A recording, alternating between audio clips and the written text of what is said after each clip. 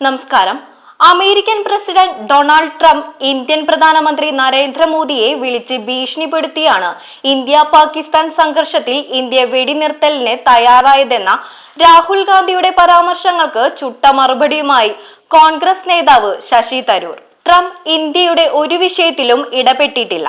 Operation സിന്ദൂറിലോ തുടർന്നുണ്ടായ സംഘർഷങ്ങളിലോ ഒരു ഘട്ടത്തിലും ഒരു മൂന്നാം കക്ഷി ഇടപെടൽ ഉണ്ടായിട്ടില്ല.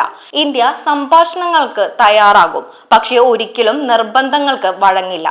നമ്മുടെ തലയ്ക്കു നേരെ തോക്കു ചൂണ്ടുന്നവരോട് ഒരു ചർച്ചയുമില്ല എന്നും ശശി തരൂർ വ്യക്തമാക്കി.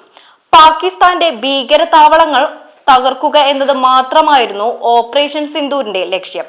തുടർന്ന് പാകിസ്ഥാൻ ആക്രമിച്ചത് കൊണ്ട് മാത്രമാണ് ഇന്ത്യ തിരിച്ചും ആക്രമിച്ചത്. അവർ നിർത്താൻ തയ്യാറായപ്പോൾ ഇന്ത്യയും നിർത്തി.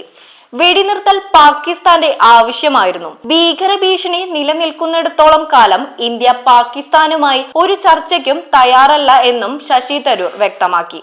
യുഎസിലേക്കുള്ള ഇന്ത്യൻ സർവകക്ഷി സംഘത്തെ നയിക്കുന്ന കോൺഗ്രസ് MP ശശി തരൂർ വാഷിംഗ്ടണിലെ നാഷണൽ പ്രസ് ക്ലബിൽ സംസാരിക്കുമ്പോഴാണ് ഇക്കാര്യം വ്യക്തമാക്കിയത്.